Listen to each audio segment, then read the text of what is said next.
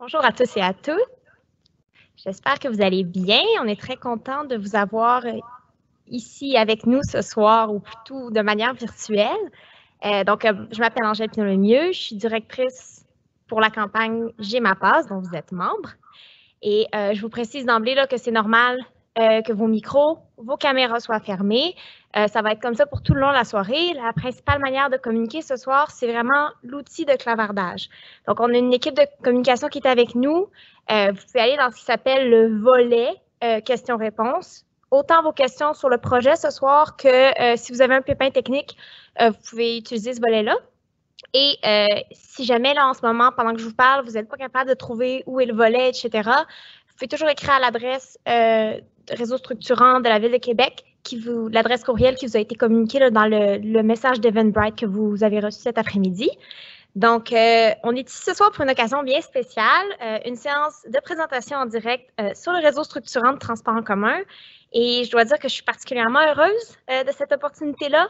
Lorsque la campagne J'ai ma passe a été lancée en mai 2019, on avait évidemment comme objectif de mobiliser des citoyens, des citoyennes, des organismes, des entreprises, des acteurs de la société civile qui attendent avec impatience la venue d'un réseau structurant de transport en commun pour Québec. Mais on avait aussi comme objectif de donner un accès privilégié à certains moments de l'avancement du réseau. Et donc, en attendant qu'on puisse vous faire toucher un morceau de rail ou découvrir un wagon, là, on est vraiment très content de pouvoir vous recevoir pour une séance VIP en compagnie d'experts du bureau de projet et du RTC.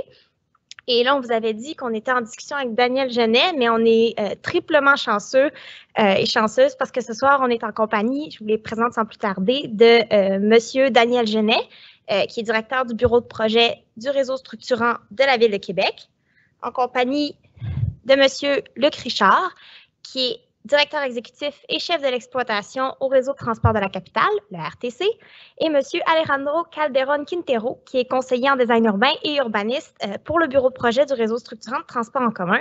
Et il va sans dire qu'on les remercie énormément d'être avec nous ce soir. Là, on est très contents qu'ils aient trouvé une place dans leur horaire bien chargé pour nous rencontrer. Donc, comment ça va se passer ce soir? On va commencer par une présentation par nos intervenants de 30-40 minutes. Pendant tout ce temps-là, comme je vous le disais, il y a une équipe de communication qui est avec vous dans le chat, donc n'hésitez pas à poser des questions. Il y en a certaines auxquelles on va répondre directement dans le chat et il y en a d'autres qu'on va garder pour une période de questions. Et ça, c'est ce qui va suivre, une période de questions d'environ 20-30 minutes, le temps qu'on aura pour aborder les sujets qui nous intéressent. Et donc, on va garder certaines questions là, pour nos intervenants pour cette période-là. Alors, sans plus tarder, je cède la parole pour la présentation à M. Daniel Genet, qui est directeur du bureau de projet au réseau structurant. Donc, merci beaucoup, Angèle, pour cette introduction. Donc, premièrement, c'est un grand plaisir d'être parmi vous ce soir avec mes collègues du bureau de projet et du RTC. Et pour nous, c'est vraiment une très belle opportunité de partager nos connaissances, notre savoir-faire, notre savoir-être à l'égard de ce très beau projet. Ce qu'on vous propose ce soir en 5 blocs, premièrement, le pourquoi du projet du réseau structurant de transport en commun. Deuxièmement, faire le point sur le tramway et les infrastructures qui y sont associées. Troisièmement, parler de connectivité régionale qui complète la colonne vertébrale qu'est le tramway. Quatrièmement, parler des bénéfices du tramway et de son réseau. Et finalement, on complétera avec les prochaines étapes. Donc, comme Angèle mentionnait, c'est une présentation à 3. On anticipe prendre environ une 40aine de minutes pour compléter le tout. Et on veut vraiment laisser du temps à la fin pour prendre vos questions. Donc, sans plus tarder, je me lance. Donc, premièrement, pourquoi un réseau structurant de transport en commun pour la Ville de Québec? Premièrement, je pense très important de noter que la Ville de Québec est la seule ville de plus de 500 000 habitants au Canada qui n'a pas de réseau structurant de transport en commun. Donc, depuis les dernières décennies, les débuts des années 2000, il y a eu une hausse importante des emplois dans la région, plus de 100 000. On a aussi une hausse prévue de la population de l'ordre de 57 000 nouveaux résidents d'ici 2036. Ces deux effets-là combinés créent quelques 100 000 déplacements de plus additionnels d'ici 2041.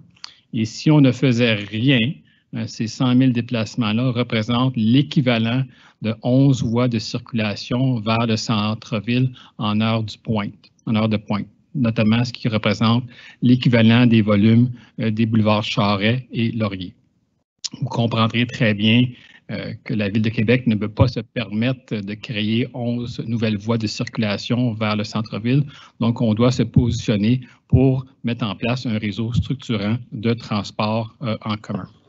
Le réseau actuel, qui est opéré par le réseau de transport de la capitale, a atteint ses limites. On le voit très, très bien ici. 75% des déplacements motorisés à l'heure de pointe dans l'agglomération se font en automobile. Au cours des dernières années, le RTC a opéré premièrement un système d'autobus régulier avec une capacité de 60 passagers. Et il y a environ 15 ans, on a introduit les métrobus, donc les autobus articulés, avec une capacité de 105 passagers. Et ceci, ça a permis essentiellement de faire avancer les choses et d'améliorer la situation. Mais très rapidement, on s'est retrouvé dans une situation où maintenant, les autobus eux-mêmes, simples ou les autobus articulés, les métrobus, ont créé un effet de train-bus sur plusieurs axes routiers achalandés, notamment la côte d'Abraham et le boulevard René-Lévesque. Donc, on est maintenant dans une situation où il faut trouver une façon de remplacer et de créer un mode beaucoup plus capacitaire que les métrobus. Donc, on a évolué d'essentiellement 60 passagers avec les autobus standards. Les autobus articulés nous donnaient 105 passagers. Et là, on va aller vers le tramway avec une capacité de 260 personnes par an de tramway. Donc, sans plus tarder, je passe la parole à mon collègue du bureau de projet qui va faire le point sur le tramway, qui est la colonne vertébrale du projet. Merci, M. Genet. On va parler maintenant de cette colonne vertébrale qui est les tramways. C'est le point de départ du réseau structurant. C'est la pièce la plus importante de ces réseaux-là. On parle d'une colonne vertébrale qui est solide parce qu'elle relie des secteurs avec des grands générateurs de déplacement et les secteurs où la densité de population, d'emploi de l'île d'études est élevée. On le voit sur la carte des chaleurs, si on veut, où on voit les parties rouges, orange et jaune, où on a cette concentration-là à différents endroits de la ville. Ce n'est pas seulement unipolaire, ça va à différents secteurs. Et quand on regarde en zoom de la même carte et qu'on le superpose au réseau, on peut très rapidement faire regarder quel est le choix qu'on a fait pour cette colonne vertébrale, qui est la ligne jaune qui apparaît à l'écran et que vous connaissez assurément en termes de tracé. On va parler plus en détail de qu'est-ce qu'on voit comme tramway et quels sont les bienfaits qu'on va chercher. En premier, on cherche à développer ou à déployer un tramway moderne et capacitaire. C'est un seul mode de transport lourd sur rail pour répondre à l'ensemble des critères qui sont formulés par la Ville de Québec et par les RTC aussi dans la collaboration qu'on a établie. On a fait un rapport d'achalandage qui dévoile qu'à l'année 2041, les pics dans l'utilisation du réseau à un certain moment donné de la journée, qui est la pointe maximale, est de 3500 passagers. Quand on compare avec la capacité de ces véhicules-là, on est à 3900. Fait que même au pic, qui est attendu, on va avoir suffisamment d'espace pour combler ces besoins-là. La capacité d'une rame est 4 fois supérieure à celle d'un autobus régulier. On le regardait dans la première partie de la présentation. Ici, on parle de 260 passagers qu'on peut transporter dans une rame et qui a une forte influence sur la capacité à l'heure qu'on peut atteindre. En termes de tracé, on l'a décortiqué en quelques grands morceaux. On parle d'un tracé de 22 km. C'est un réseau comparable à ce qui se fait ailleurs dans le monde. C'est quand même assez long, mais on visait à traverser les principaux secteurs de la ville et aussi aller rejoindre les banlieues.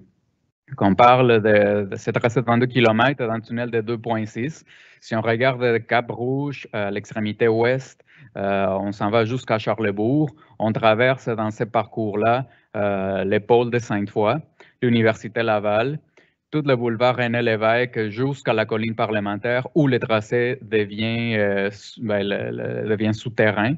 On traverse à proximité de Vieux-Québec. On s'en va vers le nord par la suite pour traverser la partie basse ville du centre-ville de Québec, pour filer vers Limoilou et cet axe-là qui se prolonge jusqu'au terminus Charlesbourg, aux abords du site patrimonial et du cœur de l'arrondissement, à proximité du bureau d'arrondissement. On parle d'un tramway qui doit être fiable, fréquent et rapide. On a toujours parlé d'une fréquence de 4 à 8 minutes en heure de pointe, qui serait de 10 à 15 hors pointe en fin de semaine, quand il y a moins de clientèle qui a besoin de prendre ces modes-là. On parle d'une efficacité qu'on va chercher à cet endroit-là. Une voie exclusive, ça veut dire qu'on n'aura aucune congestion ou ralentissement. Le tramway, il est prioritaire aux intersections par ce qu'on appelle une plateforme surélevée qui permettra aux piétons et cyclistes de traverser. Les véhicules, ça serait des endroits stratégiques en fonction de qualité du réseau routier, mais on donne la priorité des passages au tramway au feu de circulation, comme on voit aussi à l'écran. Toujours dans la thématique fiable, fréquent et rapide, on parle d'un réseau qui est exploitable à l'année. Il y a des villes nordiques, tout comme Québec, qui ont des réseaux de tramway qui fonctionnent pendant l'hiver. On a des stratégies pour atteindre et garder cette promesse-là. Un service qui est quand même assez large. Là. On parle ici d'une amplitude là, de 20 heures sur 24, dans laquelle 82% des usagers amélioreront leur temps de parcours. Confortable et silencieux, ce tramway-là est 100% électrique, plus silencieux qu'un autobus. 97% du tracé n'aura pas d'impact sonore, qu'on peut focuser sur des stratégies de mitigation dans ces petits 3% dans lesquels on a quelques stratégies à déployer. En termes aussi de confort, on parle d'une mesure qui nous dicte qu'en charge maximale, on prévoit 3,3 personnes par mètre carré. C'est dans les standards de l'industrie, puis on va un peu plus loin. Conduite à vue, ça veut dire qu'il y a un conducteur qui peut réagir à tout type d'éventualité qu'il peut y avoir sur le parcours. C'est un point aussi qui nous permet d'atteindre une bonne sécurité. Des carrefours traversants, on l'avait dit, il y a une plateforme. Le tramway est prioritaire aux intersections, mais aussi on prévoit des aménagements pour sécuriser les piétons qui se rendent aux stations, mais qui traversent aussi la voie publique comme on peut tous le faire tous les jours. Les stations ont des accès de plein pied entre les quais et les tramways. Il y a une différence de 29 cm entre la chaussée et le plancher bas du tramway. Ce qu'on vise avec ces quais, normalement, c'est un par direction. Là, ce qu'on vise à faire, c'est que les personnes en mobilité réduite puissent accéder au tramway de façon confortable. On traverse la ville dans ces 22 km et on a besoin de bien intégrer le tramway et sa plateforme à l'environnement urbain. On a 5 types d'intégration: axiale, latérale, un site banal, c'est quand la circulation automobile partage la plateforme avec le tramway dans de très courts tronçons. La portion d'un tunnel aussi que j'ai déjà évoqué, et aussi l'insertion hors rue à des endroits très particuliers sur les tracés. J'ai abordé très rapidement tantôt les insertions latérales et axiales parce qu'on a des images ici. Insertion latérale, ce que ça veut dire, c'est que la plateforme est implantée d'un côté ou de l'autre de la rue avec une circulation automobile de l'autre côté. On voit sur l'image aussi quels sont les aménagements pour traverser la rue et pour accéder aux stations. L'insertion axiale, par opposition, est dans laquelle on a le tramway au centre de la rue avec des voies de circulation de part et d'autre, comme on peut voir dans l'image aérienne. Faut dire que ça, il s'agit de type d'insertion qui est le plus présent le long du tracé. Pour monter à bord, très rapidement, on va parler de différentes infrastructures d'accueil, c'est comme ça qu'on les appelle, puis on va de plus dimensionnantes aux plus petites, si on veut. Un pôle d'échange, qu'est-ce que c'est un pôle d'échange? On vise à changer la dynamique actuelle. Actuellement, chaque quartier est desservi par ses propres parcours d'autobus qui les relient chacun d'entre eux au lieu d'emploi et de services. Ce que ça crée, c'est qu'on a une multiplication des parcours, ce qui nous impacte dans la fréquence. Avec les pôles d'échange, on veut ramasser tous ces flux de personnes à un endroit qui devient une plaque tournante du réseau et qui nous permet de rediriger d'une façon optimale ces mouvements et ces déplacements-là qu'il y a à l'échelle de la ville. On a 3 pôles d'échange dans le projet, Sainte-Foy, Université Laval et Saint-Roch. Si on y va dans une logique ouest vers l'est, comme on l'a présenté dans la carte.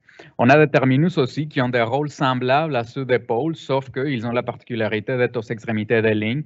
Alors, il y a un rabattement vers d'autres modes, comme les autobus, tels qu'on voit sur l'écran. C'est le terminus Légendre à l'extrémité ouest, aux proximités de l'IKEA, si vous voulez vous faire une idée du milieu d'accueil de ce terminus-là. À l'autre extrémité, plus urbain, c'est Charlesbourg, à l'intérieur du site patrimonial du Trait-Carré. Sinon, on a des stations aussi, c'est les points d'accès plus locaux, si on veut, au réseau. On a 33 stations, dont 3 qui sont souterraines sur la colline parlementaire. Elles sont chauffées à l'abri des intempéries.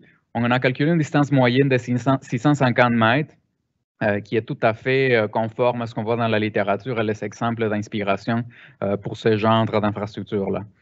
On veut être aussi exemplaire en termes d'accessibilité universelle. On l'a évoqué avec la question des quais, mais c'est aussi la question de la signalétique et comment on peut s'approprier de toute l'information dont on a besoin lorsqu'on va emprunter une de ces stations d'accès au réseau. Un exemple de ce qui est un édicule pour les stations souterraines. Ici, il faut penser que les quais sont dans le tunnel, mais il y a des émergences qui nous permettent de descendre, tout comme une station de métro. L'intermodalité est bien présente aussi dans les réseaux. On a ici 2 exemples. Il y a 15 stations d'autopartage qui sont accessibles à moins de 300 mètres de marche d'au moins une station. Et on a 26 stations connectées au réseau cyclable.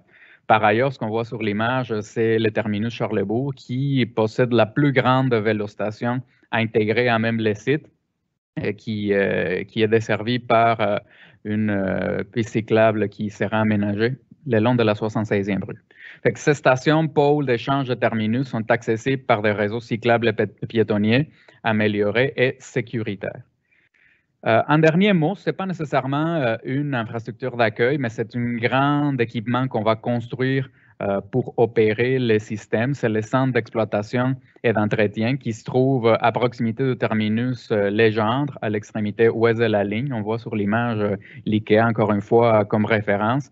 C'est ici qu'on va effectuer l'entretien mineur, majeur, les réparations et l'entreposage des rames à tous les soirs.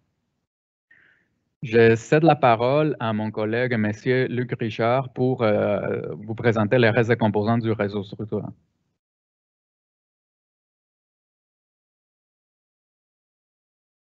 Merci beaucoup.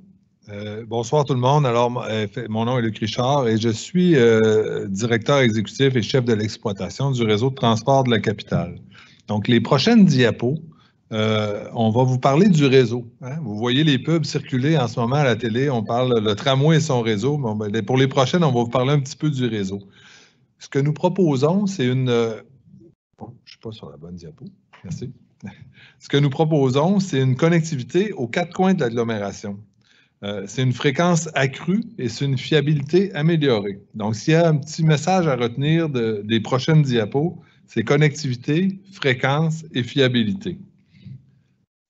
Dans le projet, on a entendu parler du lien qui allait se créer entre le pôle d'Estimoville. Tantôt, Andrew vous a parlé des 3 pôles d'échange. À cela s'ajoute le 4e pôle d'échange, celui d'Estimoville.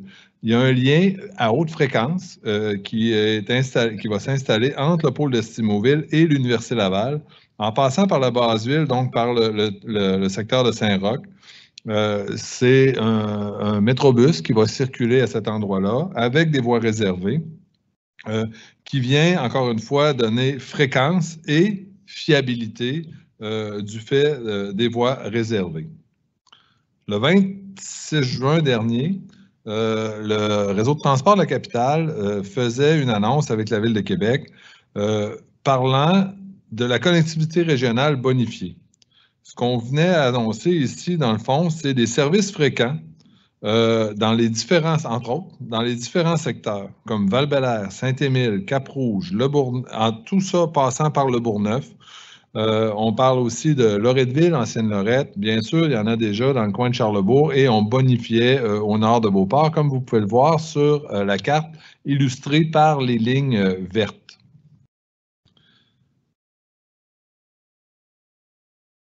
Ce nouveau réseau, dans le fond, vient permettre à plus de 65% de la population de profiter d'un service à haute fréquence à moins de 800 mètres de son domicile. Donc, et c'est aussi un service qui vient connecter plus de 81% des emplois du territoire. Donc, quand je disais au début dans les messages à retenir, la connectivité, c'est définitivement un des points importants du nouveau réseau qui vient nourrir l'ensemble avec le tramway là, qui vient compléter le tout. Au niveau de la connectivité, nous parlions aussi d'une amélioration des services express, un petit peu plus dans la région de la Couronne Nord, où est-ce qu'on allait, dans le fond, ajouter 8 services express qui venaient avec des voies réservées et qui viennent permettre là, un service beaucoup plus rapide vers les fameux pôles de connexion dont Alejandro vous parlait un peu plus tôt.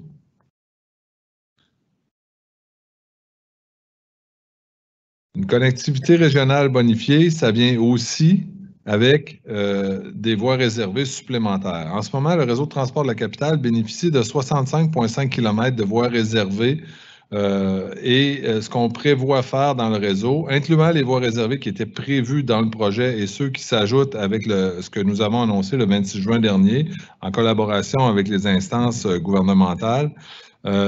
C'est, dans le fond, 82 km de plus qui s'ajoutent. On parle de voies réservées, on parle d'accotement routier, on parle de priorité au feu dans le cas ici.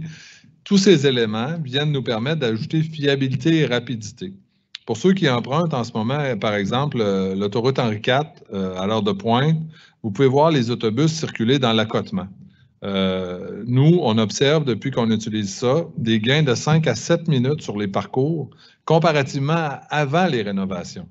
Donc, c'est vraiment, on vient ajouter là, quelque chose qui est vraiment intéressant pour les clients et qui ajoute rapidité.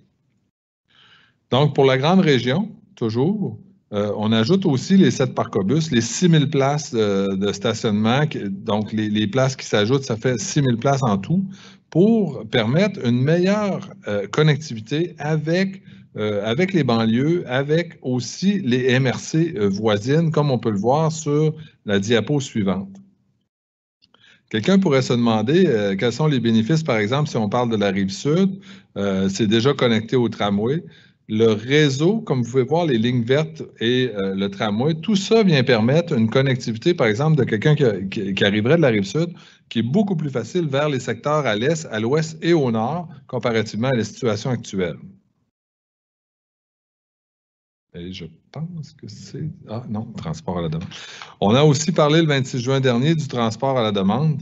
Dans le cas du transport à la demande, d'autres annonces viendront un peu plus tard à cet effet-là.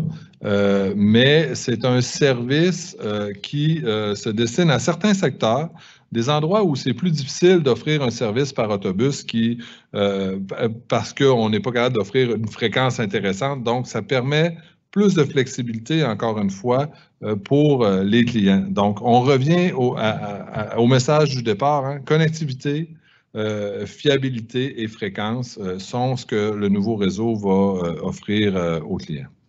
Je repasse la parole à M. Genet. Merci, Luc. Quels sont les bénéfices du tramway et de son réseau? Et puis, si je fais un peu je récapitule la présentation à ce point, le tramway, c'est vraiment la colonne vertébrale du réseau structurant de transport en commun.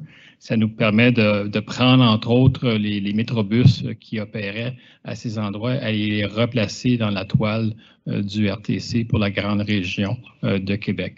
Donc, l'arrivée du tramway, c'est vraiment de placer le bon mode de transport capacitaire, 260 personnes par âme au bon endroit. Ça donne aussi beaucoup plus de choix et de flexibilité pour se déplacer.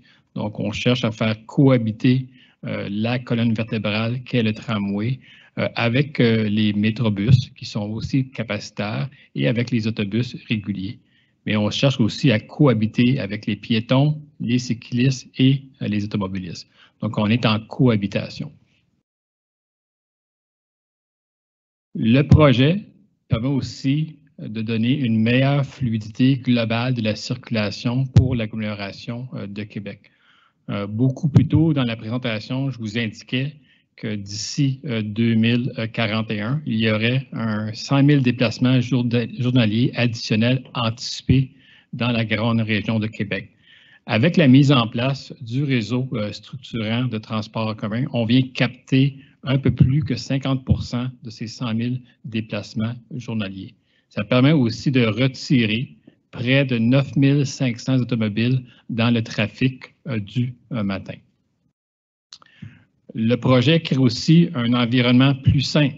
Le tramway, c'est un mode de transport capacitaire 100% électrique qui, combiné avec la transformation de la flotte d'autobus du RTC en autobus électriques aussi, permettra à moyen terme d'envisager d'avoir un réseau complet électrifié.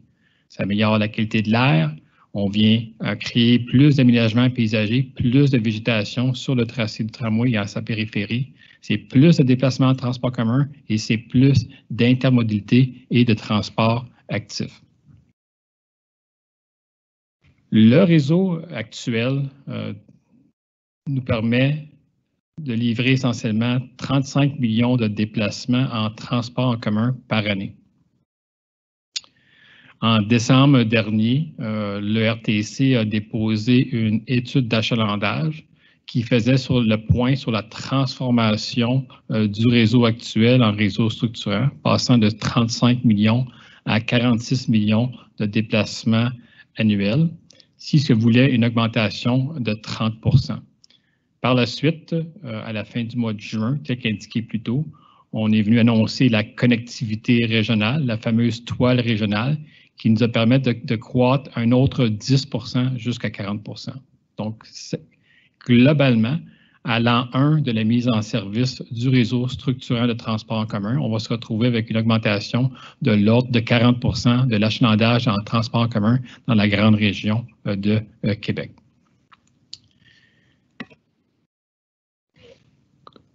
Comment est-ce qu'on évalue le succès de ce projet? Il y a 3 critères qu'on cherche à placer en équilibre. Il y a la notion d'un système de transport qui est performant, une qualité de service fiable, fluide et régulier. Mais c'est aussi de bien intégrer le tramway à la trame urbaine patrimoniale de la Ville de Québec. C'est aussi de créer des infrastructures d'accueil et un matériel roulant, un tramway qui est confortable. On a introduit, entre autres, la notion de ce qu'on appelle aménagement de façade à façade. Donc, on cherche une insertion à l'européenne. Donc, on vient requalifier l'ensemble de l'emprise municipale. Donc, dans ce schéma ici, vous voyez très, très bien au centre, là, en insertion axiale, le tramway, avec les stations de part et d'autre, avec les quais qui sont larges. Et par la suite, vous avez la voie de circulation dans chaque direction avec la requalification de l'ensemble de l'emprise. Donc, on vient transformer le milieu de vie sur les 22 km du tracé du tramway. Ça permet, entre autres, un meilleur partage de l'espace public. Donc, il y aura plus d'espace sécuritaire pour les piétons et aussi les cyclistes. C'est plus de végétation.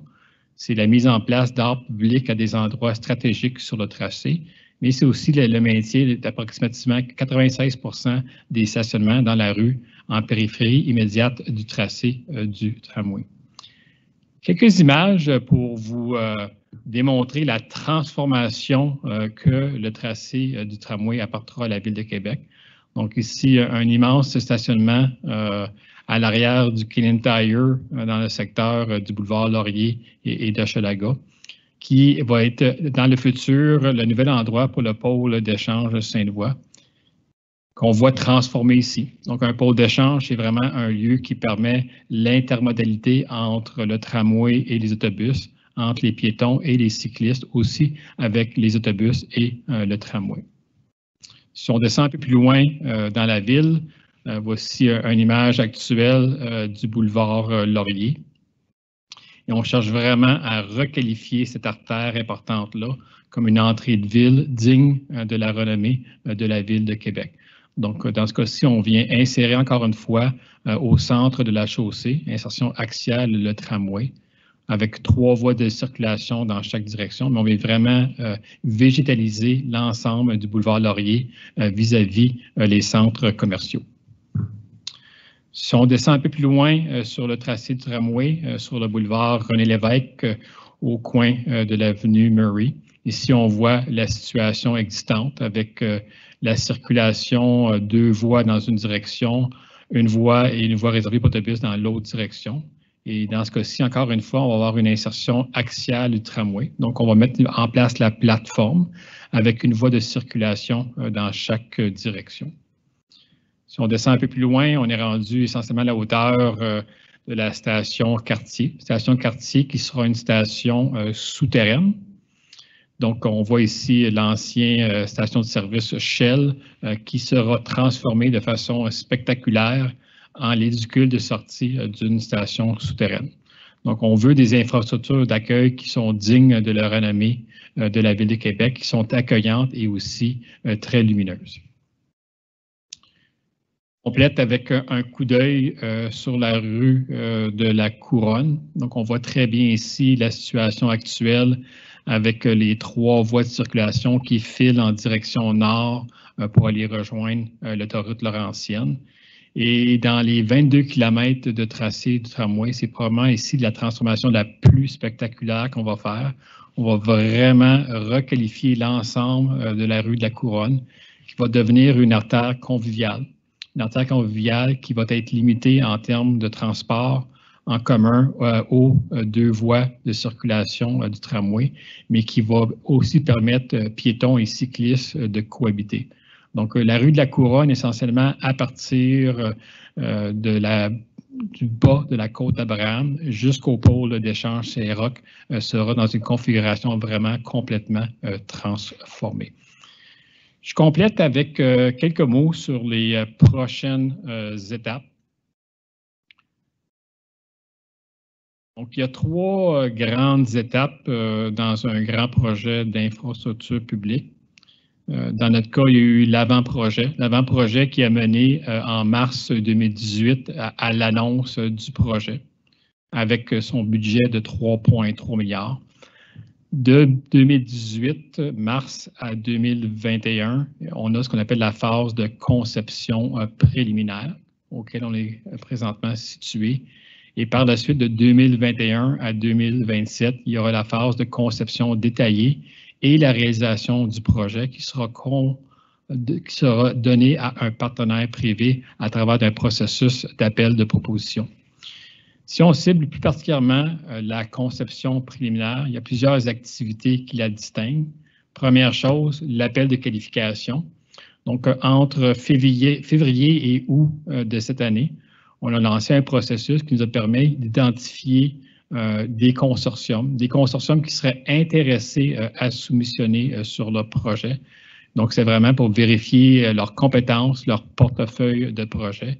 Et à la mi-août, on a une série de candidats qualifiés qui ont été invités à passer à la prochaine étape. En parallèle à l'appel de qualification, il y a aussi la conception préliminaire. Donc, la conception préliminaire, elle est portée par le bureau de projet. Elle permet de définir les exigences fonctionnelles et techniques de base qui seront par la suite communiquées par le biais d'un appel de proposition vers les candidats qualifiés invités. Sous peu, et plus précisément, on parle au plus tard le 20 novembre prochain, la commission du bureau d'audience publique sur l'environnement déposera son rapport. Donc, c'est une étape super importante dans la vie du projet. Et basé sur le rapport du BAP qui aura été déposé, les instances gouvernementales seront en position par la suite pour passer à l'étape de compléter le processus d'évaluation environnementale et d'octroyer le décret environnemental pour la réalisation du projet. Un dernier élément à l'égard de la conception préliminaire. Donc, on anticipe pouvoir lancer l'appel de proposition dans le premier trimestre de 2021. C'est quoi l'appel de proposition? C'est de prendre l'ensemble de la conception préliminaire qui a été développée par le bureau de projet. C'est de la communiquer sous forme d'exigences fonctionnelles et techniques et ça va permettre essentiellement aux soumissionnaires de revenir avec ce qu'on appelle une proposition technique en fin 2021 et par la suite une proposition financière légèrement décalée. Et c'est l'évaluation de cette proposition technique-là et de la proposition financière qui nous permettra de sélectionner un soumissionnaire privilégié qui par la suite, par le biais de la signature d'un contrat, deviendra le partenaire privé. Et c'est ce partenaire privé qui sera mandaté avec la conception, la construction, l'entretien et le financement du projet du tramway plus spécifiquement. Par la suite, une fois cela fait, ils seront lancés sur chantier et on anticipe les travaux sur un créneau d'approximativement 6 ans. Je termine la présentation en vous rappelant que Québec s'apprête à mettre en œuvre le plus important projet d'infrastructure de son histoire. Si on fait une comparaison rapide avec le centre Vidéotron. Le centre Vidéotron, c'est un projet de l'ordre de 400 millions. Ici, on parle d'un projet de l'ordre de 3,3 milliards. Donc, c'est spectaculaire comme projet. C'est un grand projet d'infrastructure publique. C'est un projet complexe, c'est un projet d'envergure, mais dont le bureau de projet est extrêmement fier de mener à bon port. Un projet qui est aussi digne d'une capitale du 21e siècle. Et puis, toute la notion de ville patrimoniale qui fait la fierté de Québec trouvera sa place à même le projet. C'est aussi un projet qui positionnera Québec comme l'une des villes les plus attrayantes au pays. Et je vous rappelle encore une fois, comme je mentionnais en introduction, que c'est la seule ville canadienne, Québec, de plus de 500 000 habitants qui n'a pas de réseau structurant de transport en commun. Donc, mesdames et messieurs, merci de votre écoute. Je pense qu'on est rendu à la période des questions. Merci beaucoup. Merci à M. Calderon-Quintero, à M. Richard, à M. Genet. Je pense qu'on est tous très contents d'avoir accès à ces présentations détaillées. On me dit qu'on a déjà reçu beaucoup de questions dans l'outil de clavardage, là, donc on va passer rapidement. Avant qu'on débute, je me permets une petite précision. La présentation qu'on vient de recevoir et les questions, les réponses qu'on va avoir aux questions sont présentées par des employés de la Ville ou du bureau de projet et c'est donc ça représente le point de vue de la Ville et du bureau de projet, pas forcément celui de GMAPAS, qui est une campagne indépendante. Et évidemment, il y a beaucoup d'enjeux relatifs au tramway, au réseau structurant. Vous avez été plusieurs à nous écrire par courriel, sur les réseaux sociaux. Donc, simplement pour vous mentionner que si vous avez des questions qui sont plus relatives à la mobilisation, à notre position, à nous chez GMAPAS en particulier, bien, je vous invite à le faire par courriel au 2026@gmapas.org en gardant à l'esprit que les réponses qui vous sont offertes, elles sont vraiment relatives au travail là, extraordinaire, soit dit en passant, là, qui est fait là, par le bureau de projet et la Ville de Québec, le RTC.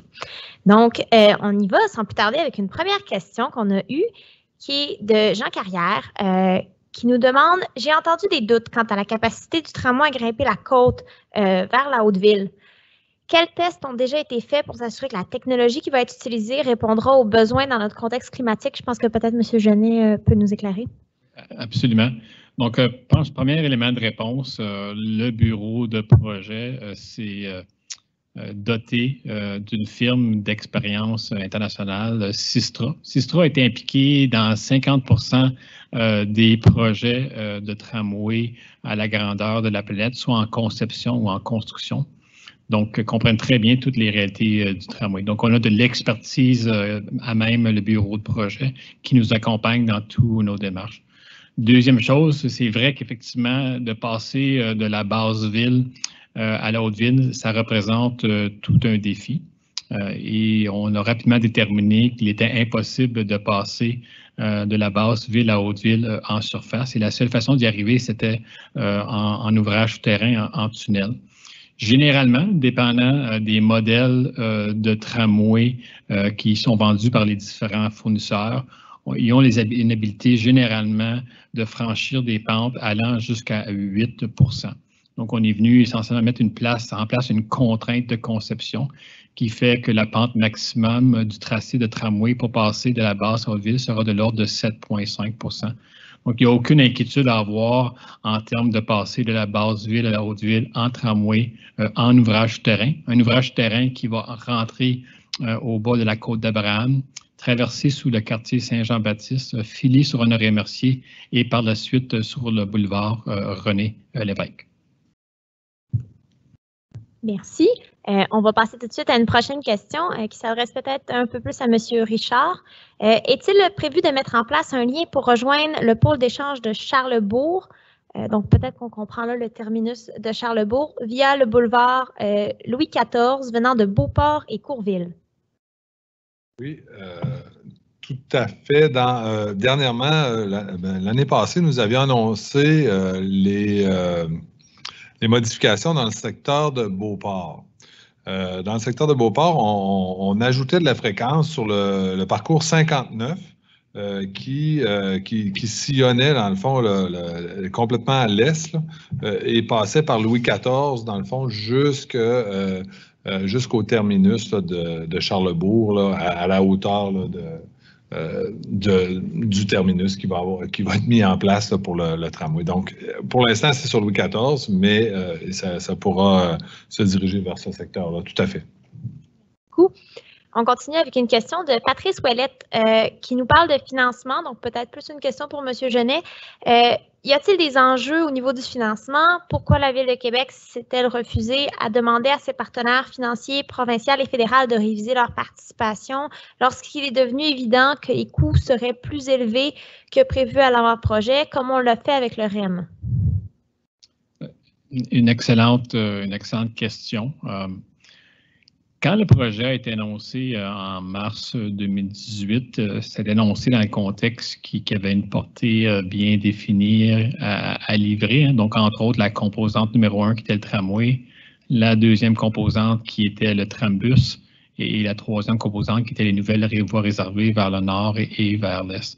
Donc, à ce même moment-là, il y avait une entente entre le gouvernement provincial du moment et la Ville de Québec de fixer l'enveloppe budgétaire à 3,3 milliards. Donc, dans le travail que le bureau de projet a fait depuis ce moment-là, on s'est toujours fixé comme cadre budgétaire de respecter ce 3,3 milliards. Et M. le maire tient à ce qu'on respecte ce 3,3 milliards. Et nécessairement, en cours de route, il y a eu des pressions qui ont été exercées sur l'enveloppe budgétaire. Des pressions qui nous ont amenés à faire des choix qui nous ont amenés à modifier la portée du projet. Et notamment, si on se rappelle à la fin du mois de juin, à la notion de transformer le trambus en des nouvelles voies réservées pour Métrobus. Donc, on a fait des choix. On a fait des choix qui étaient importants, déchirants, mais c'était dans le respect de cette réalité-là de respecter le 3,3 milliards. Je dirais qu'effectivement, les grands projets d'infrastructure publique ont des réalités qui sont différentes pour chacun d'eux, mais la nôtre est très celle d'une entente entre le gouvernement du Québec et la Ville de Québec de respecter le 3,3 milliards. Et de là, les choix qui ont été faits en matière de portée. Merci beaucoup. On continue avec une question sur les zones desservies. Donc, pourquoi est-ce que l'aéroport et la Rive-Sud ne font pas partie du réseau de tramway? Donc, peut-être pour M. Genet. Donc, premièrement, il faut se rappeler qu'il y a toute une étude là, qui a été faite des grands générateurs de déplacement dans la région de Québec. Et puis, si on se ramène à la diapositive au tout début de la présentation, ce qu'on appelle la diapositive de la chaleur essentiellement, on voit très, très bien où sont les grands générateurs de déplacement. Et contrairement à la croyance populaire, l'aéroport de Québec n'est pas un grand générateur de déplacement. Pour ce qui est de la Rive-Sud, il y a eu des itérations qui ont inclus, notamment au cours des 10 dernières années, une notion d'un tramway ou d'un SRB avec la Rive-Sud. Mais le projet actuel ne traite que le transport en commun, le tramway, dans la région de la Rive-Nord, donc plus précisément de l'agglomération de Québec. Merci. On y va sur une question qui concerne un peu plus le pôle Saint-Roch, donc qui est situé là, au croisement de Saint-Roch et Vieux-Limoilou sur les anciens terrains de la Croix-Rouge. Quels sont les nouveaux aménagements cyclistes retenus pour le pôle Saint-Roch pour l'instant? Une question de Guillaume Pomerleau. Peut-être que M. Calderon-Quintero pourrait répondre à ça. Oui, tout à fait. Pour M. Pomerleau et pour tout notre auditoire, je me ramène aussi à une diapositive que j'avais montrée là. C'était l'exemple sur l'intermodalité qui est bien présente. Je vous parlais du terminus Charlesbourg qui va avoir le plus grand abribus, vélostation dans le réseau. Un élément important à dire, c'est que tous les pôles et terminus comptent avec cette infrastructure-là, qui sont les vélostations qui ont été dimensionnées en fonction d'analyse. Il n'y a rien qui est gratuit là-dedans. Pour le pôle Saint-Roch, il va avoir sa vélostation. Un autre élément aussi, c'est comment on se rend à ces endroits-là. Vous le savez que la Ville de Québec travaille depuis des années sur la vision de déplacement à vélo et bonifie les réseaux pour les rendre plus connectés à l'échelle de la ville, particulièrement aux alentours du pôle Saint-Roch. On peut parler d'un lien qui va traverser la rue des Embarcations, qui sera nécessairement réaménagé à la suite de la disparition de la passerelle. C'est un lien qui est important pour traverser la ville, ce secteur du centre-ville, surtout en sens est-ouest, qui va être reconduit. Et un autre élément aussi qu'il faut souligner à cet égard, c'est le pont Drouin. On n'a pas le temps pour discuter tous les éléments de conception qu'on a réfléchi, mais le pont Drouin aussi, il va être appelé à être réaménagé. Tous les modes vont pouvoir circuler, y inclut le tramway en direction de Limoilou, mais il va être aussi aménagé pour que les piétons et les cyclistes puissent se rendre vers Saint-Roch ou vers Limoilou, tout dépendant de leur lieu d'origine et de destination. Merci. Encore une question sur les lieux qui sont desservis, peut-être pour M. Richard cette fois-ci. Pourquoi ne pas passer jusqu'au nouvel hôpital et au nouvel écoquartier d'Estimauville? Pour le tramway, la raison, pour le tramway, on a eu des rencontres avec le nouvel hôpital, on a fait la démonstration. Vous savez, puis tantôt vous l'avez vu sur les heat maps aussi là, qui ont été démontrés. Premièrement, le nouvel hôpital va être aussi bien, sinon mieux desservi avec tous les autobus parce qu'il est dans un carrefour de 4 métrobus. Dans le fond, qui vont passer par là, incluant plus le trambus ou le futur métrobus là, qui se rend à Estimauville. Donc, tout ça va être desservi par un service fréquent qui va du nord au sud et d'est en ouest pour ce qui est là, du nouvel hôpital. D'ailleurs, on met en service, on prolonge le parcours 61 dès cet hiver, le 28 novembre, pour déjà commencer à mieux desservir là, le nouvel hôpital. Merci beaucoup. On y va avec une question de retour sur le tramway. Donc, à quelle vitesse circulera le tramway?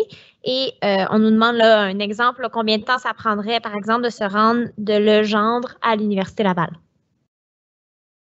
Donc, il y a des notions de vitesse de moyenne, je dirais, ce que nous on appelle la vitesse commerciale. Puis après, il y a des vitesses de pointe. Généralement, un tramway, vitesse de pointe maximum, c'est l'ordre de 70 km/h. Ici, à Québec, hormis le secteur à l'ouest complètement du tracé, donc dans le secteur Chaudière, on n'atteindra jamais ces vitesses-là. On parle plutôt de la vitesse moyenne comme étant la vitesse déterminante. Donc, la vitesse moyenne pour le tramway, on parle entre 21 et 22 km/h. Ça inclut nécessairement la notion des arrêts en ligne.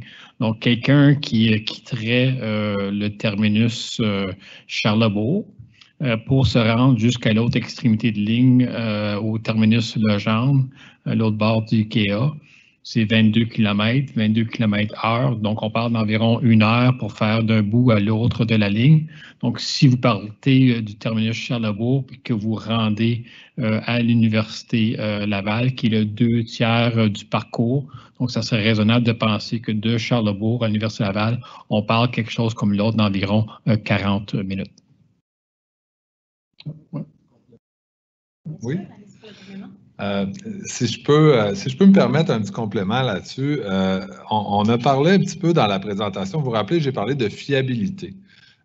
La vitesse, c'est important, puis on en parle beaucoup, on entend parler dans les médias, etc. C'est très important, puis effectivement, le tramway va donner une vitesse qui est très intéressante. Ceci dit, il faut comprendre qu'aujourd'hui, puis M. Genel l'expliquait un petit peu plus tôt, là, avec la congestion que les métrobus créent entre eux-mêmes, entre autres sur le boulevard René-Lévesque, ce qu'on va gagner avec un tramway dans des voies fiabilisées, puis avec les services qui vont se déployer autour aussi, c'est de la fiabilité puis de la régularité. Et ça, c'est important de le comprendre parce qu'aujourd'hui, quelqu'un peut se déplacer, puis à une journée, ça peut prendre 15 minutes de plus que d'habitude, et le lendemain, ça va être un peu moins, le lendemain, ça va être plus. Il y a beaucoup, beaucoup de volatilité dans les déplacements là, sur cet axe-là qui va être desservi par le tramway. Et c'est ce qu'on va gagner, entre autres, à part du confort, etc., mais on va gagner énormément en régularité. Et ça, ce n'est pas négligeable non plus dans un service pour assurer la qualité. Et c'est quelque chose que les clients recherchent. Oui. Je sens qu'on a un petit problème technique. Je n'ai pas de questions en ce moment qui me parvient, donc n'hésitez pas à en poser dans le chat. Mais pendant ce temps-là, on peut peut-être demander de détailler. Là, on a parlé du lien entre Destimoville et l'Université Laval. Peut-être on a moins abordé le secteur ce soir de Le Bourgneuf, donc je me demandais si ce serait possible là, de parler un peu du secteur Le Bourgneuf, là, de la desserte qu'il va y avoir là-bas. Oui, OK. Mais dans le secteur Le Bourgneuf, tantôt quand on a mis la map avec toutes les lignes vertes, là, vous avez peut-être pu remarquer que ça se croise tout à un moment donné dans Le Bourgneuf. Donc, le secteur Le Bourgneuf va voir sa desserte grandement améliorée avec des liens qui viennent du nord, du sud, de l'est et de l'ouest. On parlait de la bonification, entre autres, le 803 qui pourrait se prolonger, qui passe en ce moment sur le boulevard Le Bourgneuf, qui pourrait se prolonger jusqu'à Legendre. Donc, on vient faire ce lien-là vers l'ouest, vers le secteur Le Bourgneuf, qui aujourd'hui est un peu plus difficile à réaliser. On va faire aussi un gros changement dans le secteur Le Bourgneuf avec les voies réservées, vous l'avez vu sur la map, au nord du boulevard Le Bourgneuf sur Robert Bourassa, ainsi que sur Pierre-Bertrand tout le long, qui sont en ce moment l'intersection Pierre-Bertrand-Le Bourgneuf et Robert Bourassa-Le Bourgneuf sont deux intersections extrêmement difficiles pour la circulation. Et ça devrait améliorer. Il va y avoir des travaux qui vont se faire là-dessus. Ça devrait améliorer grandement là, la fluidité dans le secteur. Merci beaucoup. On est de retour. Là, on m'a bombardé de questions. Donc, Claire Tivierge qui nous avait demandé par courriel aujourd'hui, qu'advient-il de l'abattage des arbres sur le boulevard René-Lévesque dont on a parlé durant le BAP? Une réflexion sérieuse est-elle en cours afin d'éviter un tel gâchis? Donc, on voit là un petit commentaire de Mme Tivierge. Dans le contexte du BAP, là, dans les audiences partie 2 au début du mois d'août, il y a eu certainement des gens, des citoyens qui sont venus s'exprimer sur la notion de gestion de la canopée sur l'ensemble du 22 km du tracé. Je vous dirais que pour le bureau de projet, pour la Ville de Québec, c'est vraiment l'élément le plus marquant qu'on a retiré du BAP, cette notion-là de canopée. Donc, depuis la mi-août, on s'est affairé à regarder, entre autres, des scénarios alternatifs d'insertion, notamment pour la portion entre l'avenue des Érables et l'Université Laval. Je m'explique, dans le scénario de référence présentement, le grand tunnel sort à la hauteur de l'avenue des Érables et revient en surface de cet endroit-là jusqu'à l'Université Laval. Donc, nécessairement, il y a un secteur qui est particulièrement névralgique, c'est entre l'avenue des Érables et le collège Saint-Charles-Garnier. Donc, on a regardé différents scénarios alternatifs d'insertion qui, dans certains cas, oui, viennent sauver des arbres, mais créer des défis de circulation.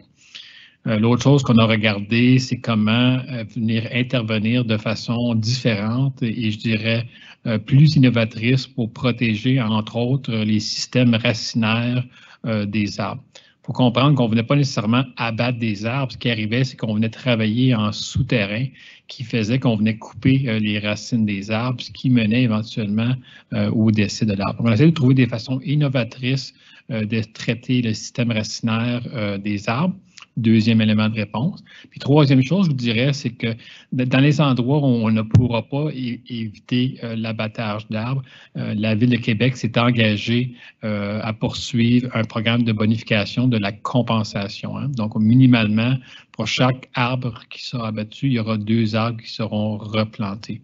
Donc, c'est une série de mesures, hein, ce n'est pas une chose en particulier. Ces scénarios alternatifs d'insertion qui ont été regardés entre l'Avenue des Érables et le Collège Saint-Charles-Garnier. C'est des façons différentes et innovatrices de travailler dans le souterrain pour sauver le système racinaire des arbres et c'est trouver une façon de mieux bonifier la compensation pour l'abattage des arbres. Merci beaucoup. On continue avec une question sur la vibration. Donc, qu'en est-il de la vibration pour les édifices qui sont situés le long du trajet du tramway? Si je fais la comparaison entre le bruit et les vibrations, tout à l'heure, pour le bruit, on vous mentionnait dans la présentation que sur 97% du tracé, il n'y aura pas de problématique de bruit. Dans le cas des vibrations, c'est 100%. Il n'y a vraiment aucune problématique de vibration sur le 22 km du tracé.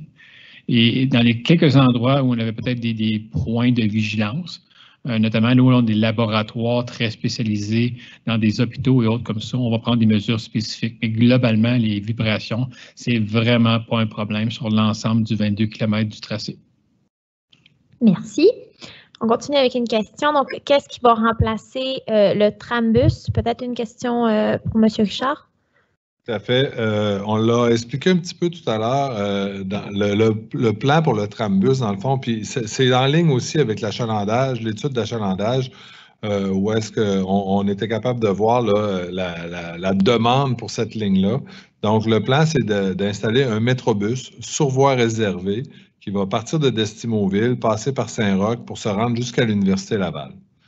Donc, ça assure un nouveau lien par la Basse-Ville qui est non existant aujourd'hui, un lien direct de Destimoville à l'Université Laval par la Basse-Ville. Merci. Puis une question intéressante de Marc-Antoine Lacasse qui nous demande comment allez-vous assurer de maintenir, donc durant la construction du réseau structurant, le service d'autobus? Oui, M. Lacasse, bonne question. D'ailleurs, les équipes du bureau de projet et du RTC travaillent déjà sur cette question-là. Il y a déjà des plans qui sont en place. Une chose qui est visée, premièrement, la question est bonne, maintenir, mais ce qu'on veut faire, c'est en réalité, c'est en ajouter. Il est déjà prévu dans les budgets du projet d'ajouter plusieurs heures de service pour venir contrecarrer les impacts de la construction et aussi faire du réseau d'autobus la solution pour se déplacer là, pendant les travaux. Excellent. Une question peut-être pour M. Genet. Qu'est-ce qui pourrait retarder donc l'échéancier qui a été présenté tantôt là, de réalisation? Excellente question. Et, premièrement, il y a 2 éléments qui appartiennent au gouvernement du Québec. Le premier, c'est qu'il y a une série de modifications législatives qui sont inscrites au projet de loi 67 qui a été déposé à l'Assemblée nationale le 30 septembre dernier. Donc, ces modifications législatives viennent mettre en place la mécanique d'approvisionnement pour procéder avec la suite des choses. Ça, c'est un premier geste gouvernemental important. On a bon espoir que le projet de loi 67 sera sanctionné par l'Assemblée nationale avant la fin de la session parlementaire en cours. Le deuxième élément, et le plus important, ça prend l'autorisation du Conseil des ministres. Donc, le Conseil des ministres, tenant compte du processus d'évaluation environnementale, de l'étude d'achalandage qui est en cours par le MTQ, des contributions qui ont été faites par le bureau de projet envers leur analyse, a tous les éléments en main pour éventuellement traiter à travers un décret ministériel pour permettre de passer à la prochaine étape du projet qui serait de lancer l'appel de proposition. Donc, les 2 premiers gestes sont des gestes du gouvernement du Québec, hein?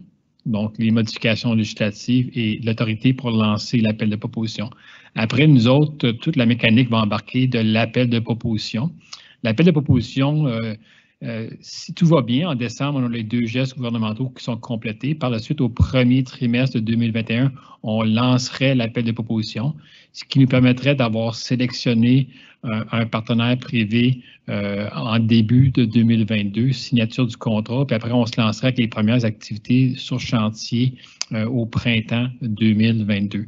Donc, ça, c'est la séquence, ça, c'est le plan de match qui est sur la table présentement.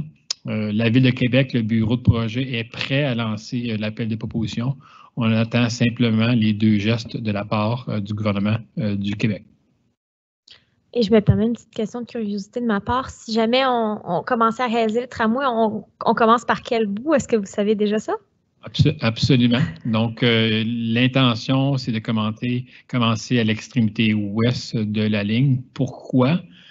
Parce que pour opérer, exploiter, entretenir un réseau, un tracé de tramway, une ligne de tramway, ça prend un centre d'entretien et d'exploitation. Et le centre d'entretien et d'exploitation pour notre tracé est à l'extrémité ouest de la ligne, l'autre bord essentiellement du CEA. Donc, le fait même que le CEA est à l'extrémité ouest de la ligne faisait qu'on n'était pas débuté la construction dans ce secteur-là. Et on envisage une mise en service progressive avec une première étape qui partirait du terminus de Legendre, nous apporterait essentiellement jusqu'à la hauteur de l'Université Laval pour 2026. Et puis, par la suite, en 2027, on aurait une deuxième étape qui permettrait de compléter de l'Université Laval jusqu'au terminus Charlebourg. On a une question de Sylvain Pelletier qui fait une petite introduction là, avant sa question, qui nous dit « Pour avoir habité quelque temps en Belgique, on devait faire attention car on entend peu les trams. » Donc, on pense au fait qu'on ne les entend pas venir. Certains pensent que le bruit des trams est similaire à nos vieux trains interrégionaux. Ce serait bien de corriger le tir. Donc, il nous demande « Pouvez-vous dire un mot sur le niveau de bruit du tramway? » Absolument. Je veux dire, c'était un peu une légende urbaine de penser que les tramways, c'est bruyant. On est dans des tramways modernes. Et un des défis avec les tramways, c'est justement que c'est tellement silencieux que les gens n'ont pas tendance à les entendre. Donc, il y a une notion de sécurité avec l'insertion d'un tramway dans la trame urbaine à Québec. Donc, on va s'assurer, entre autres, que les tramways, ça va être une conduite à vue. Hein. Donc, il y a un opérateur, un conducteur de tramway dans chaque rame qui conduit le tramway comme s'il conduisait son auto. Donc, même s'il arrive à une intersection et puis il y a quelqu'un qui barre sa route, il va avoir l'habilité d'arrêter. Donc, ce n'est pas un système de transport qui est automatisé. C'est vraiment la conduite à vue. Puis la notion de sécurité associée à des bruits, absolument. Donc, content de voir que quelqu'un reconnaît que les tramways ne sont pas bruyants. J'ai souvent l'inverse à argumenter. Donc, on continue avec une question, peut-être plus pour M. Richard. Est-ce qu'une tarification a déjà été fixée? On a des gens qui ont hâte là, d'embarquer. Pour ce qui est de la tarification, ce qu'on a annoncé, puis ce qui est prévu d'être maintenu aussi, ça va être la même façon. Par exemple, si aujourd'hui il y avait un tramway et que vous avez votre laissez-passer Opus ou que vous achetez un billet, vous pourriez embarquer sur le tramway. Donc, ça va être exactement la même chose. Ça fait partie des services que le RTC va offrir. Et puis, tu vas pouvoir passer d'un autobus à un tramway avec un transfert. Il n'y a pas un prix additionnel pour prendre le tramway. Ça fait partie là, de ton laissez-passer, par exemple, si aujourd'hui tu avais un laissez-passer ou le même prix qu'un billet d'autobus. Parfait, merci. Une question, tantôt on parlait de contexte climatique, on a Louis Lévesque qui nous demande comment le déneigement peut poser des difficultés, puis je me permets d'ajouter peut-être de détailler là, sur qu'est-ce qu'on prévoit pour justement les périodes de neige. Absolument, je pense que dans la présentation, Alain Andrew a fait le point qu'on n'est pas la première ville nordique avec des chutes de neige et un climat comparable au nôtre à avoir un tramway. Donc, ce n'est pas une nouveauté.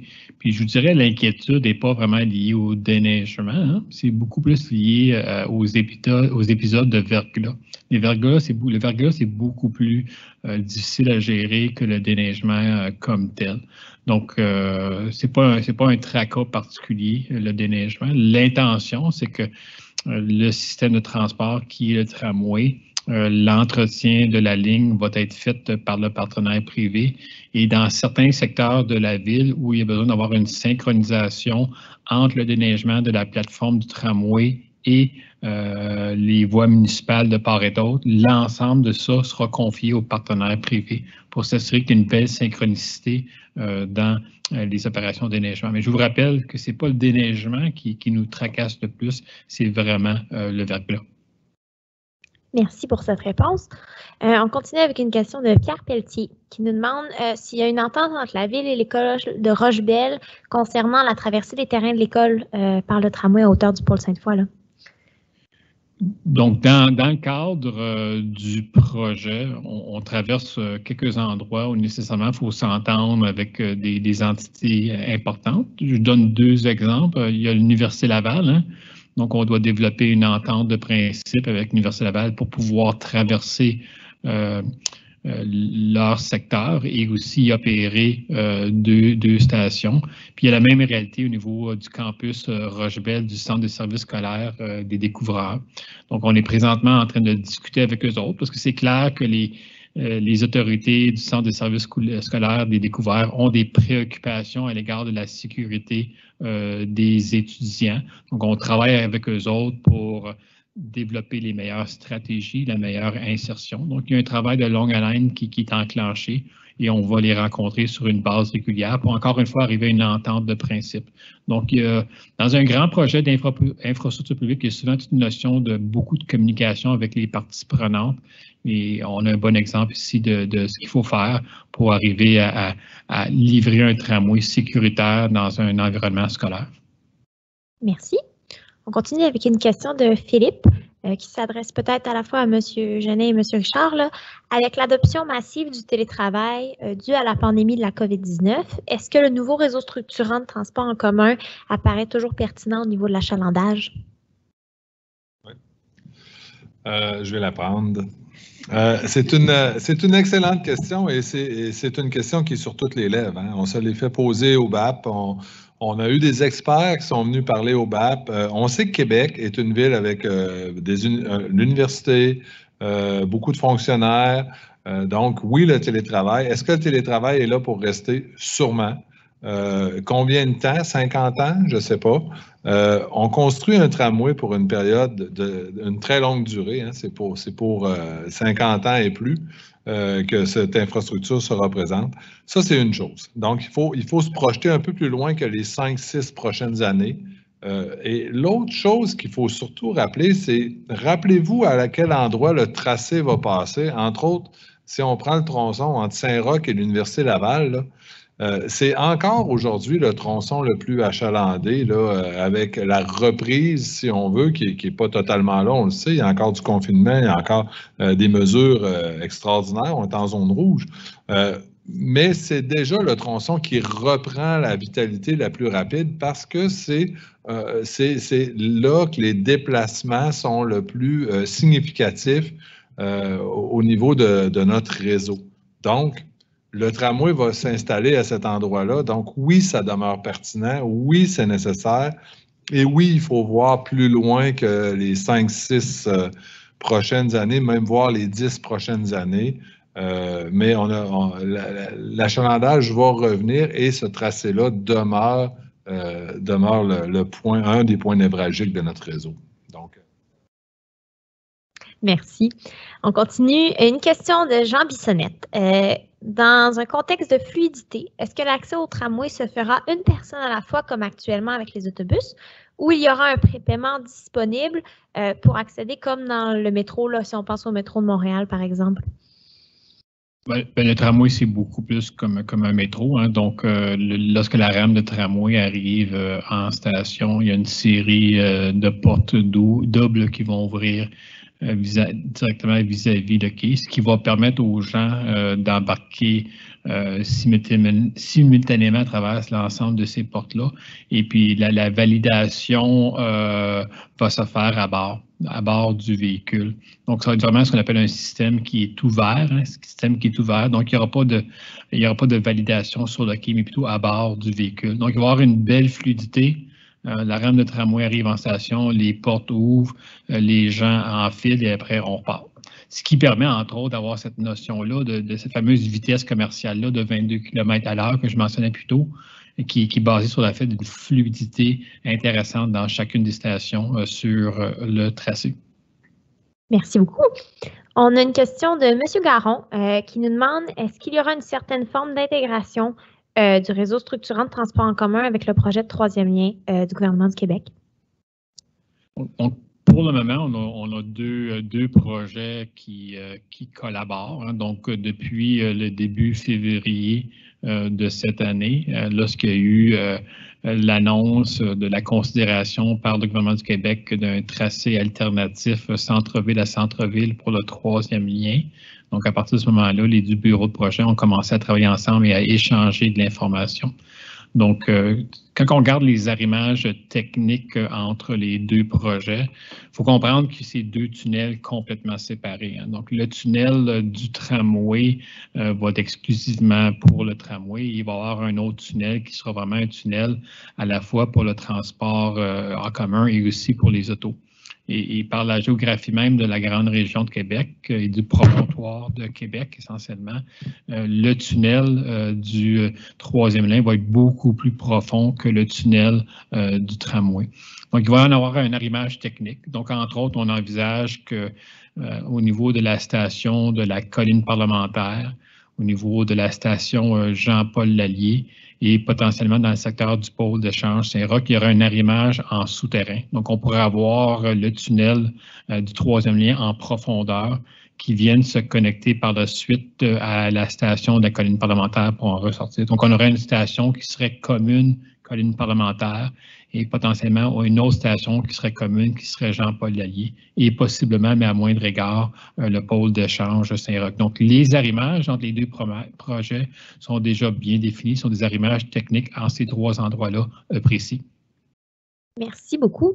On continue avec une question de Paul et Noël, et donc une question de deux personnes. Pourquoi ne pas avoir fait une portion souterraine sur la rue des Embarcations pour se rendre au pôle Saint-Roch? Donc, un des grands postes budgétaires, un grand poste de dépenses, d'investissement dans ce projet sont les ouvrages souterrains. C'est ça qui est extrêmement dispendieux dans ce genre de projet. Et pour ceux qui ont suivi un peu les audiences du BAP cet été, on parle de coûts entre 350 et 400 millions du kilomètre sous terre. Donc, envisager de rallonger déjà le tunnel long qui rentrait au bas de la côte d'Abraham et qui filait sous Jean-Baptiste, on remercie Renard Lévesque pour sortir à des érables, donc qui est 2,6 km. Donc, envisager de prolonger d'environ 1 km pour se rendre au pôle d'échange Saint-Roch, mais ça aurait été un autre à peu près 400 millions. Donc, ce n'était pas quelque chose qu'on était nécessairement prêt à envisager. L'autre réalité aussi, c'est qu'au niveau des conditions géologiques, là, quand on passe sous le promontoire de Québec, donc on passe de la basse à la Haute-Ville, on est vraiment dans du roc là, solide. Tandis que c'est tout autre dans le quartier Saint-Roch. Le quartier Saint-Roch, c'est beaucoup de terrain qui a été réclamé de la rivière Saint-Charles. Donc, construire un tunnel en souterrain sous le quartier Saint-Roch pour se rendre au pôle d'échange Saint-Roch, ça aurait été beaucoup plus problématique que le grand tunnel qu'on envisage présentement dans du roc solide. Merci. Une question maintenant de Michael là, qui porte sur le garage ou le centre d'entretien du tramway qui nous dit « Je suis certain que d'en construire des plus petits dans le secteur littoral est ou la friche d'Hydro, je ne sais pas si on parle de celle, la 41e sûrement, ça n'aurait pas permis d'aller chercher plus d'utilisateurs du service. » Et donc, il nous demande, est-ce que ça éviterait pas d'entreposer tous les trams à une extrémité, donc à Legendre, et d'obliger énormément de déplacements à vide à la fin et au début de chaque journée. Donc, pourquoi le choix là, du centre d'entretien à Legendre? C'est une très bonne question et une très bonne observation. Il faut se rappeler que jusqu'essentiellement au mois de juin dernier, on avait un centre d'entretien et d'exploitation principal qui était dans le secteur Legendre et on avait un centre d'entretien et d'exploitation secondaire qui était à la hauteur de la 41e rue, qui permettait entre autres d'équilibrer la charge d'entretien et aussi les réalités d'exploitation. Donc, La réalité, par contre, c'est que confronté, entre autres, à cette notion-là de respecter le cadre budgétaire de 3,3 milliards, on a dû faire des choix.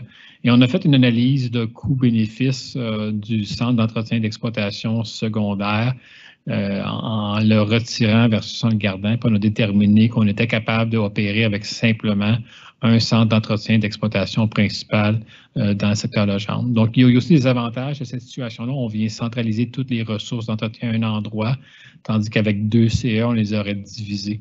Donc, il y avait des pour et des contre. C'était une décision, une analyse multicritère qui a été faite. On est arrivé à la réalisation qu'on pouvait opérer avec simplement un CE principal dans le secteur Legendre. Merci beaucoup. La prochaine question, une question de Bruno Falardeau qui nous parle là, de la plateforme surélevée du tramway, qui nous demande là, combien de centimètres elle sera surélevée, puis qu'il y a un souci qui nous dit le souhait que les automobilistes ne s'aventurent pas sur les rails est compréhensible, mais est-ce qu'on ne risque pas de faire des rails un obstacle à la mobilité active? Donc, comment on va faire pour faire des traverses désignées piétons cyclistes? Est-ce que la plateforme va s'abaisser à certaines intersections? Et en considérant qu'il est peut-être peu probable que les piétons et les cyclistes traversent juste là où c'est désigné, là, comment on fait pour favoriser là, justement là, les traverses? Peut-être que M. Calderon-Quintero peut nous répondre. Oui, tout à fait. Il y a plusieurs volets à la question, là, mais c'est tout à fait la même thématique sur la plateforme. C'est la façon qui existe à plusieurs endroits. On a les deux cas de figure, là, mais à plusieurs endroits, c'est via la plateforme qu'on est capable d'assurer cette priorité absolue du tramway. Ceci étant dit, il ne faut pas le voir comme une barrière urbaine. On aime beaucoup sortir l'analogie de l'épaisseur de la hauteur d'un iPhone. C'est 15 cm qu'elle va représenter. Ce n'est pas plus haut qu'une bordure standard qu'on retrouve à l'échelle de la ville. Ceci étant dit, quand je vous dis qu'elle n'est pas une barrière urbaine, c'est parce qu'il va y avoir évidemment des abaissements. On parle toujours d'un souci pour l'accessibilité universelle, OK, mais aussi pour traverser la ville dans nos vies de tous les jours. Ça, c'est un élément qui est très important.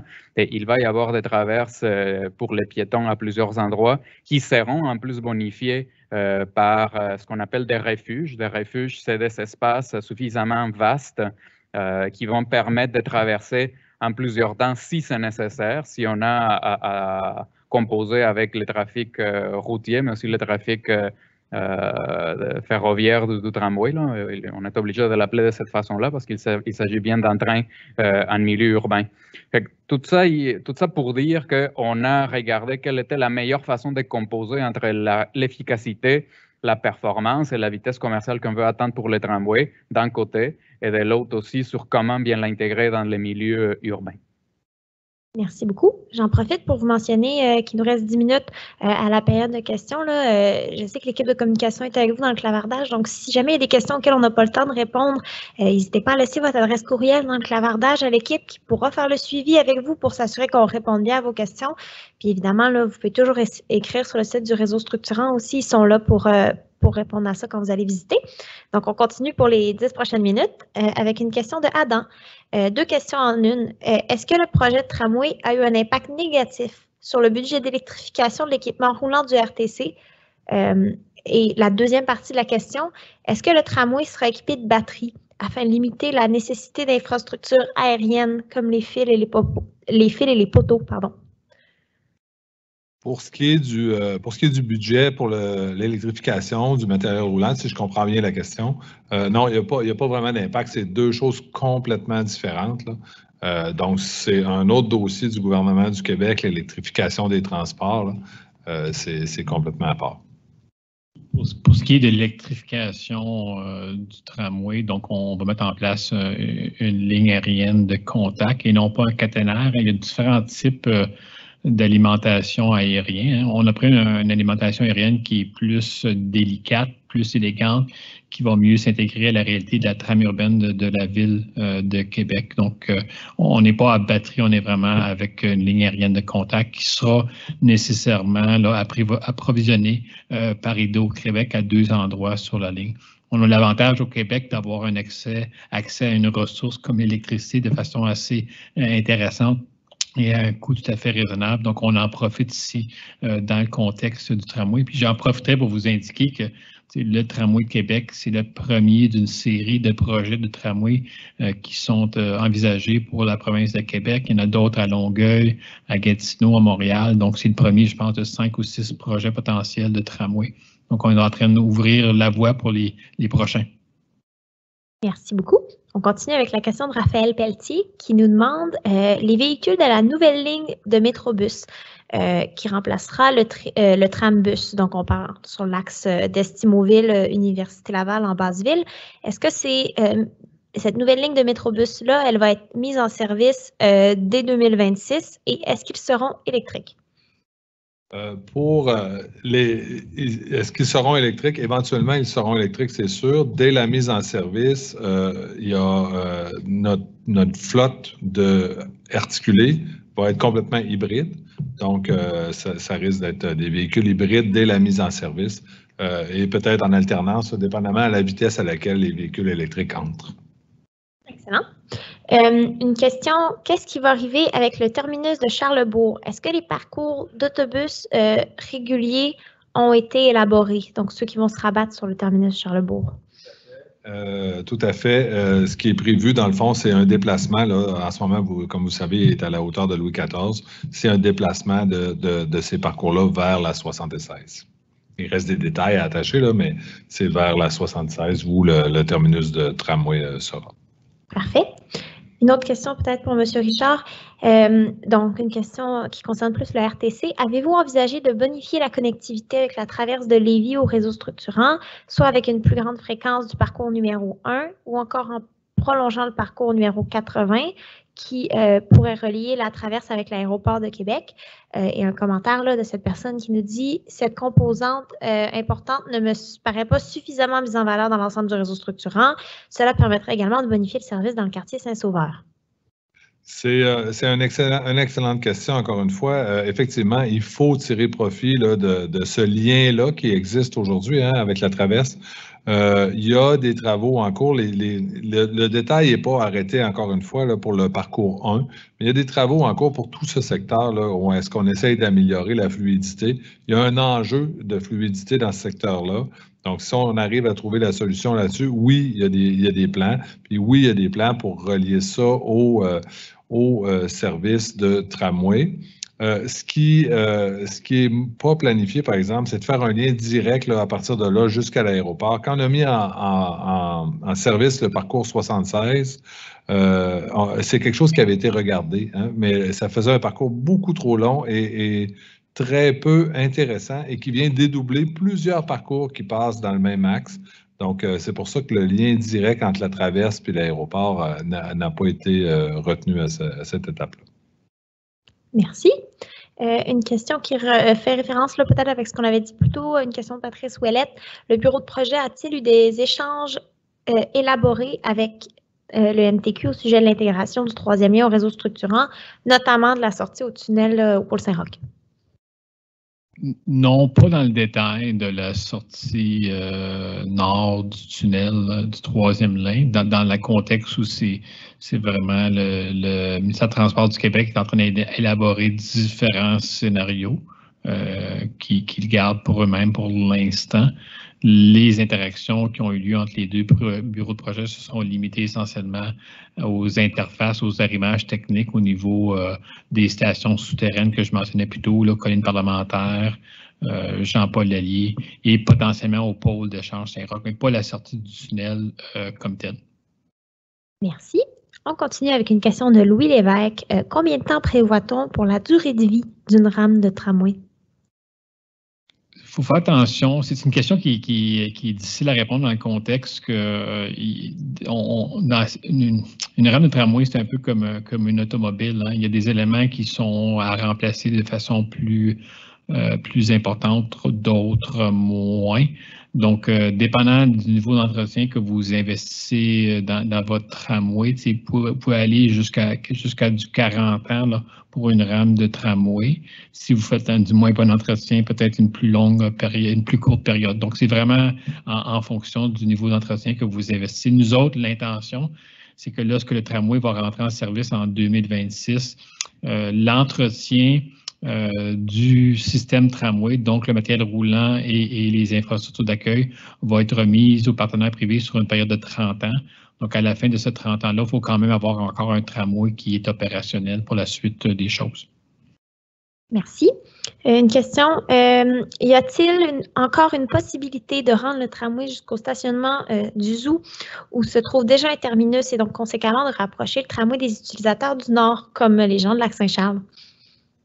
Donc, dans le développement en avant-projet, il y a eu beaucoup de scénarios qui ont été regardés, entre autres d'amener le tramway jusque dans ce secteur-là.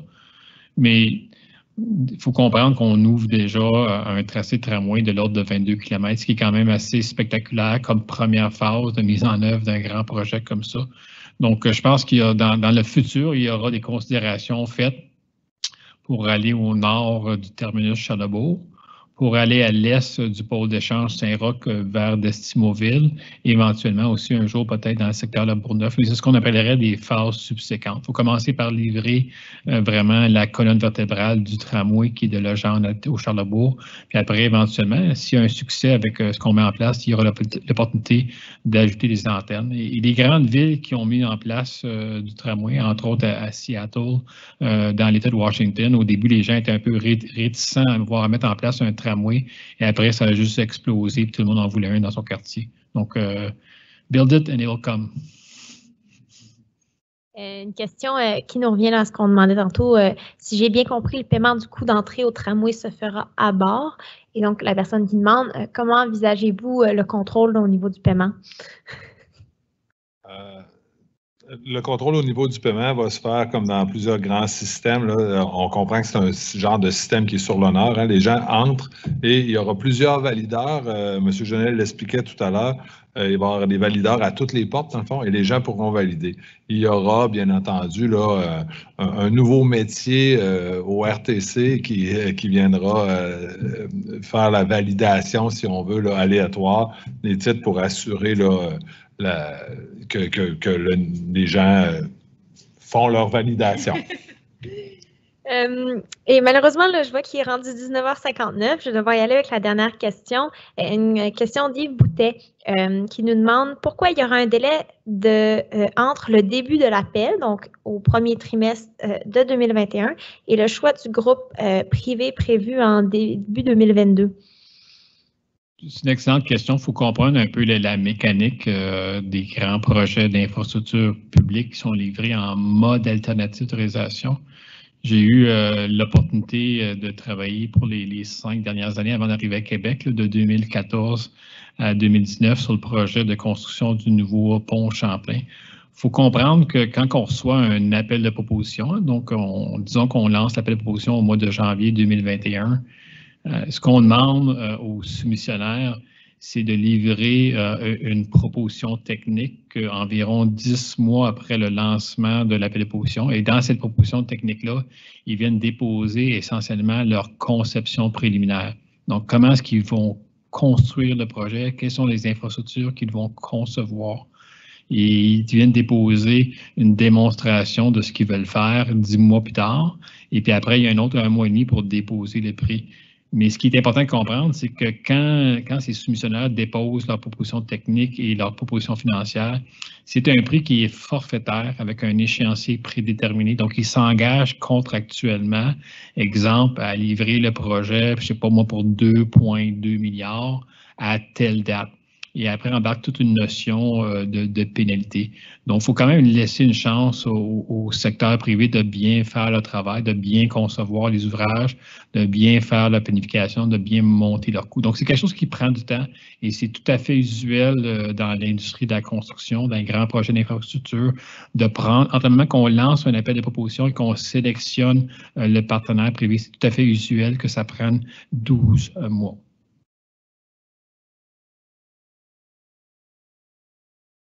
Merci beaucoup. Donc, c'était malheureusement la dernière question.